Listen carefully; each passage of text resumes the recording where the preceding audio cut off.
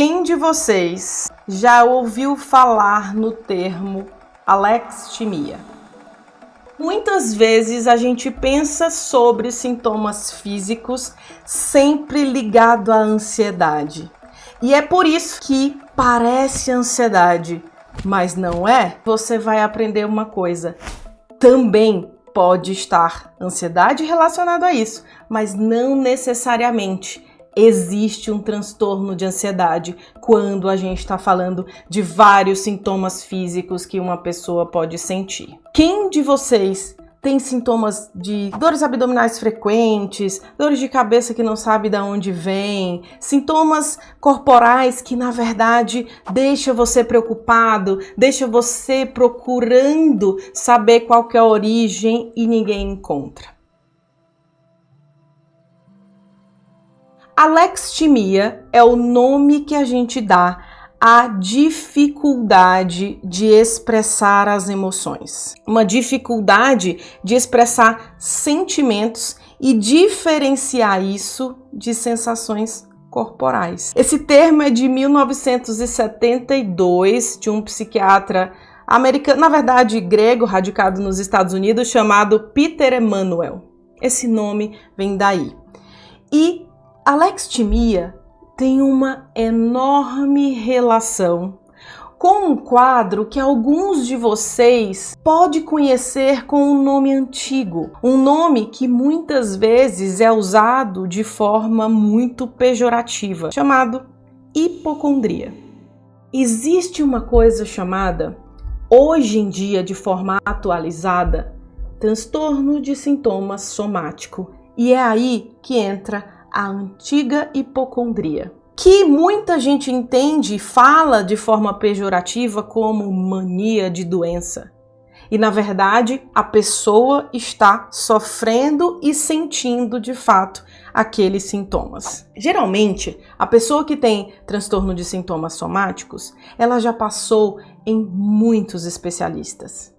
Ela faz muitos exames. Às vezes acontece do indivíduo fazer 3 endoscopias, 3 ressonâncias no espaço de 3 semanas, porque ele começa a não acreditar naquilo que está sentindo e acredita que ninguém descobre na verdade o que ele tem, e certamente ele tem uma doença grave que uma hora ele vai descobrir, que na verdade ninguém nunca chega a um diagnóstico, e aí é sempre uma pessoa que já passou em muitos especialistas e às vezes muitos médicos da mesma especialidade e continua construindo a ideia de que não se resolve o problema dele, porque na verdade não é bem por aí a resolução. Talvez você encontre o nome hipocondria ou outros nomes ainda, mas eu quero atualizar vocês de que a gente não chama mais assim.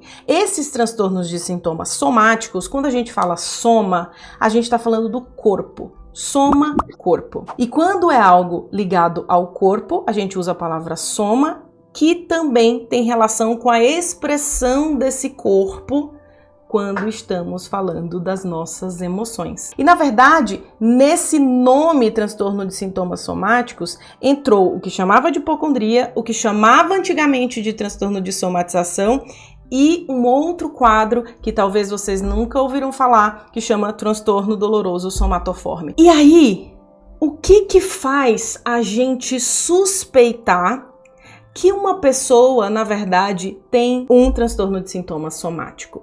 Primeira coisa, aquilo que eu já falei para vocês, que é de vários especialistas. Outra coisa, a presença de sintomas que atrapalham a vida daquela pessoa, de fato, vários sintomas físicos angustiantes. E esses vários sintomas físicos angustiantes provocam prejuízo na vida dessa pessoa. E é um prejuízo real.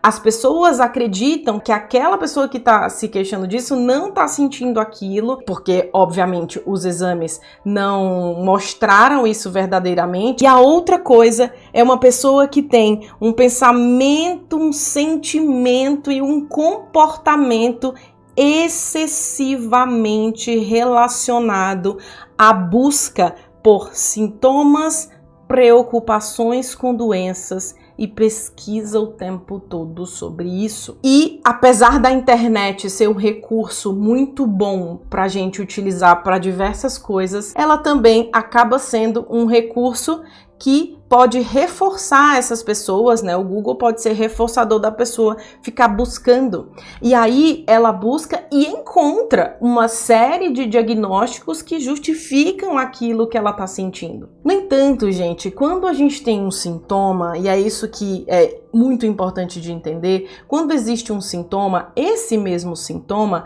pode estar presente em diversas doenças. E por estar presente em diversas doenças, um sintoma visto isoladamente, ele não tem significado diagnóstico. Porque um diagnóstico em medicina, em qualquer especialidade, ele não é de um sintoma. Normalmente você tem uma série de outras coisas, tanto na história da pessoa, na história do aparecimento daquele sintoma, de que forma aquilo alivia, quando não alivia, uma que a gente chama de história clínica, que justifica um diagnóstico. Então, se você procura por sintoma, muitas vezes, você vai encontrar uma série de diagnósticos que vai deixar você achando que tem um monte de coisa. O que essa pessoa acaba apresentando junto? Um pensamento persistente e desproporcional à gravidade do sintoma dela. Eu sei que alguns de vocês nesse momento estão pensando, ué, mas isso não é transtorno de ansiedade? Uma pessoa que tem um quadro desse, um transtorno de sintomas somáticos, ela não necessariamente tem um transtorno de ansiedade com diagnóstico fechado, mas ela tem sintomas ansiosos relacionados prevalentemente à preocupação sobre a doença, à preocupação sobre os sintomas e o possível diagnóstico dela. E aí, o quadro de ativação, o quadro de ansiedade, obviamente, pode ser responsável por uma série de sintomas desse mesmo quadro. Ela pode palpitar, e é que faz ela fazer vários exames, Holter, eletro, teste ergométrico, tudo isso. Ela pode ter uma situação de formigamento, sem ter crise, só por estar mais estressada, e ela não tem um transtorno de ansiedade diagnosticado. Muita gente relaciona todos os sintomas que tem ao quadro de ansiedade. E isso pode ser um erro. Um quadro que tem tantos sintomas relacionados e que se mistura com tudo é algo muito florido de sintomas. E ele pode gerar uma grande confusão. Mas uma coisa que pode acontecer também é um enorme gasto de energia e também de dinheiro. Fica caro emocionalmente, fica caro em gasto de energia física, energia psíquica para fazer as coisas, mas muitas vezes financeiramente também. E é por isso que a gente tem que ter clareza que esse quadro existe para reduzir o sofrimento das pessoas, reduzir esse gasto em todos os sentidos, que pode comprometer, acredite, que compromete muitas vezes as finanças de uma família. O que a alexithymia tem a ver com esse quadro? Por que eu citei? Porque a dificuldade de expressar emoções pode estar relacionada ao transtorno de sintomas somáticos. E a pessoa manifesta essas emoções através do corpo, através de uma série de sintomas que aparecem novos, do nada, aí parece, meu Deus, cada dia uma coisa e tudo, mas na verdade ela tem essa dificuldade de identificar emoções. Uma pessoa que tem alexithymia e também transtorno de sintomas somáticos que andam junto aí, muitas vezes você tenta conversar e falar sobre o que pode estar causando aquilo na pessoa, ela não consegue dizer. E ela não consegue porque ela tem dificuldade dessa expressão, por isso que a gente tem que exercitar isso e ajudar essa pessoa. Normalmente funciona assim, você vai perguntando, como é que tá a sua vida? Então, na verdade, eu tenho um exame marcado porque eu tô sentindo tal coisa, tal coisa, tal coisa, e ela começa a falar de forma mais concreta sobre aquilo que ela está passando, e aí você tenta puxar, você tenta conversar sobre outra coisa que tem a ver com as emoções dela, que tem a ver com a situação daquele momento, e na mesma hora é como se fugisse. Foge. Então, porque o meu exame é sempre assim, isso é uma representação de fala e de uma tentativa de diálogo com alguém que prevalentemente tem esses sintomas e que se caracteriza dessa forma. Vocês já devem ter visto, né, inclusive às vezes a gente conversando, né, em outras situações, alguém que não consegue nem prestar atenção em outras reflexões. Não consegue nem prestar atenção em outras coisas e assuntos que podem ser muito importantes para ela identificar o motivo do aparecimento dos sintomas, mas ela não presta atenção naquilo. Ela fica falando sobre o que está acontecendo fisicamente com ela.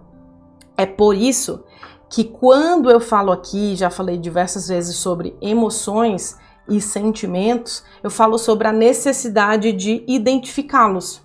Quando a gente identifica melhor aquilo que nos angustia, o nome daquilo que nos angustia, o nome daquele sentimento, a gente consegue direcionar o pensamento para aquilo que realmente interessa e aquilo sobre o qual, se eu conseguir lidar, eu consigo melhorar os meus sintomas.